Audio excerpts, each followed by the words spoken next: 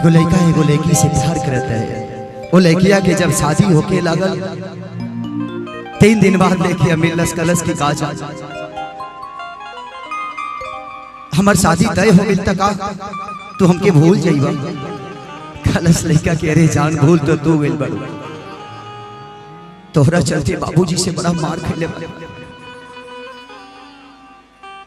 अपने बाबूजी से ना तोहरो बाबूजी से मार खेले बड़ खाली उनकरे के देख के तू जात रहलू उनकरे के देख के गाना गा देली के याद कर जहिया कुंवारी रहलू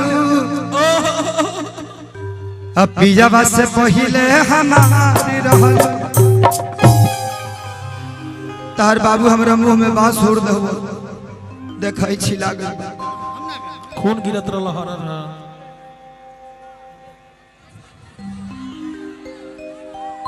ए जा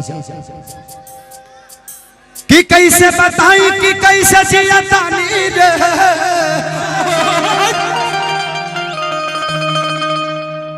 वाई ई जहरिया जुदाई के पिया तानी रे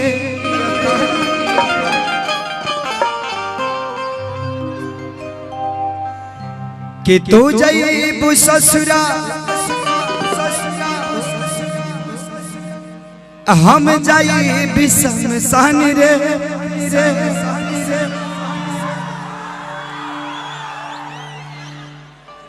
अब का फायदा हे मऊवत के सीनी देखी दुनिया जहान रे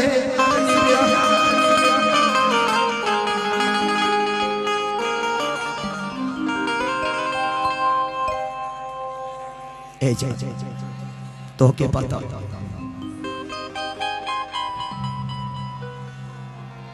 कि तोहरा से जुड़ल बाबे दिल के कनेक्शन हो हम न जननी की ताहर प्यार करिए तना रिएक्शन हो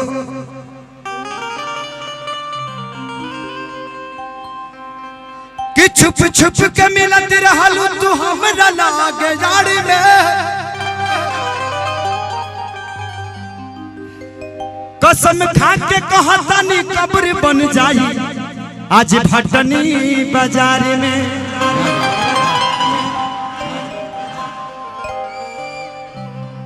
आज कसम खा के कहतानी कि यही भटनी बाजार में हमार समाधि लगी तो से कह देता नहीं जा कि जान गईनी एगो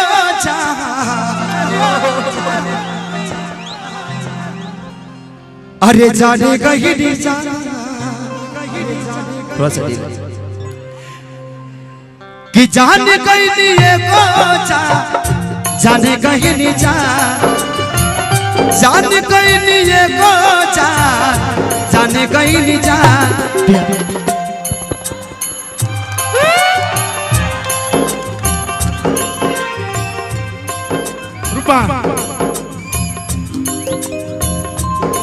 प्यार नहीं खेल खल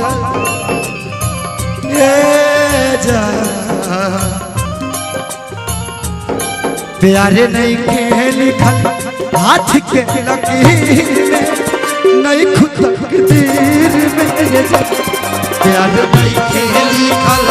हाथ के लकीर में नहीं खुद तकदीर में जा प्यार नहीं खेल खल हाथ के लकीर में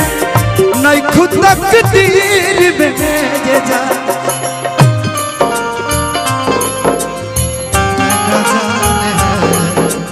हमने एक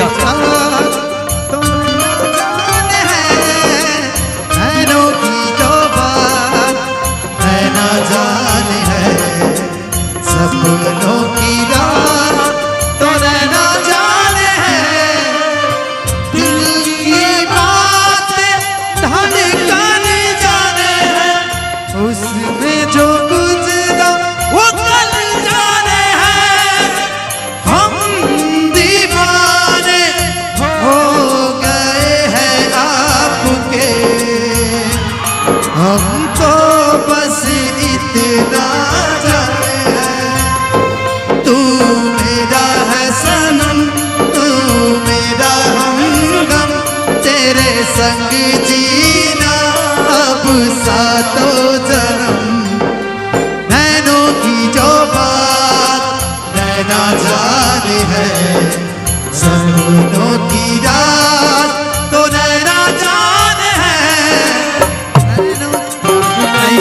लिखल हाथ के लकीर में नहीं खुद तकदीर में जान प्यार लिखे लिखल हाथ के लकीर में नहीं खुद तकदीर में जान दिल टूटना के कोनो हो आवाज हो फिर कैसे सुनी जमाना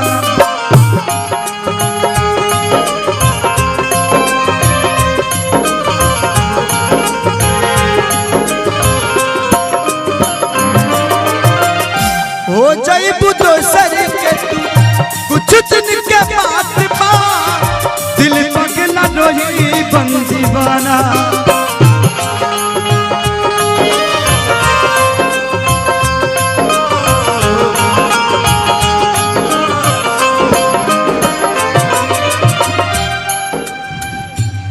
सीख ले हम भी ओ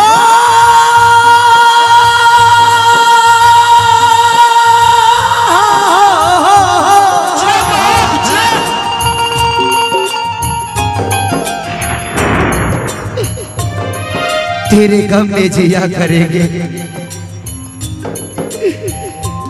तेरे गम में जिया करेंगे अगर गम कम नहीं होगा तो पिया करेंगे लेकिन याद रखना हम मरने के बाद भी यमराज के मोबाइल से तेरे मोबाइल पे मैसेज दिया करेंगे सीख ले हम भी गम में हंसे के लदा का कमी रहे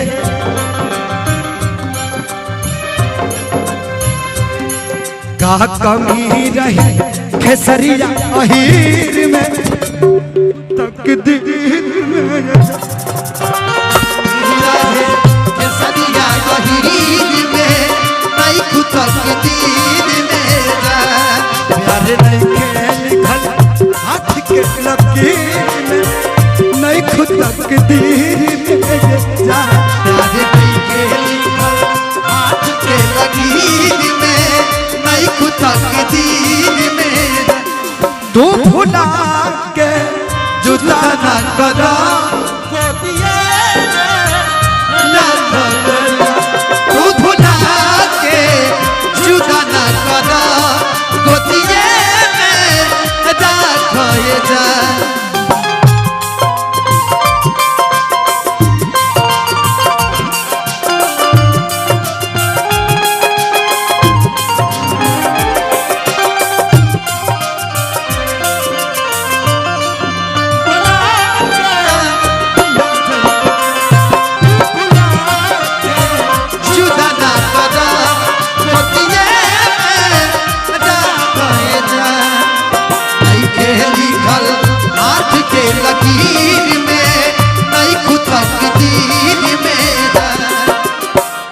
राखे जान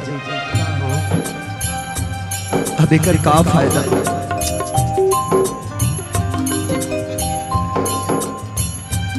रास्ते के हाल आने जानो से पूछो रास्ते के हाल आने जानो से पूछो दिल में कितनी जख्म है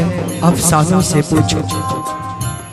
अरे तुम क्या जानोगे प्यार का मतलब इस देवरिया के दीवानों से पूछो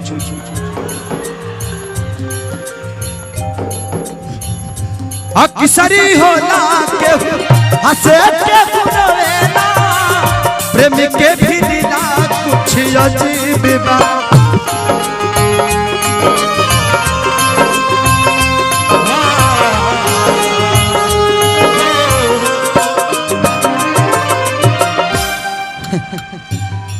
मेरे मजार पे आए थे दीपक जलाने दीपक बुझा के चले गए मेरे मजार पे आए थे दीपक जलाने दीपक बुझा के चले गए इतने बेदर्द सनम निकले कि दीपक का तेल भी अपने सर पे दबा के चले गए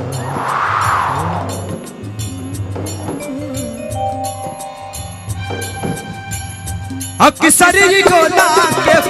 हंसे के पुरवेला प्रेम के भी दिला बा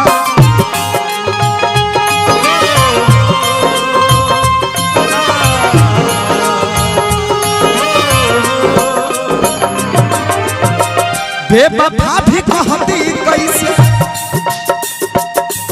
मासूम यार के रे बेवफा भी कहती कैसे मासूम यार के दागा बाज अपन की नसीब बा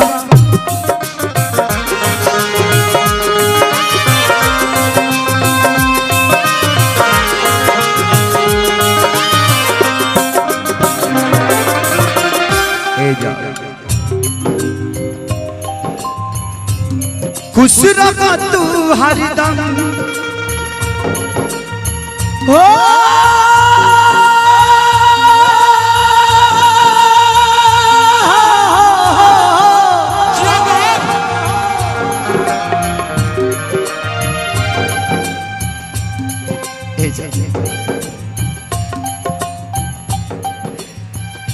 जब शादी तय भइल त तुके दया ना हुआ खुश रहा तू हरदम दिल से ये बात बा सास बन के बसल बड़ तू शरीर में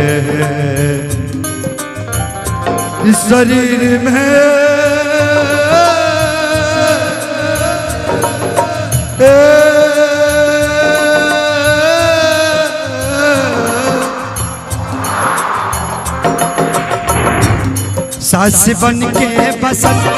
बड़ तू शरीर नहीं खुद सास बन के बसल बड़ तू शरीर में नहीं खुद तकदीर में जा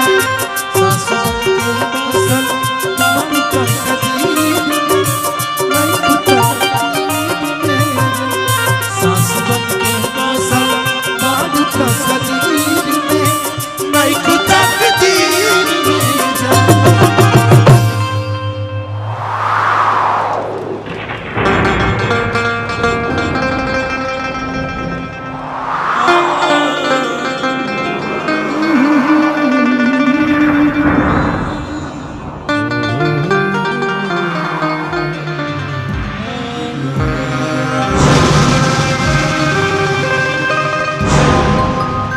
जोरदार ताली से स्वागत कीजिए सब।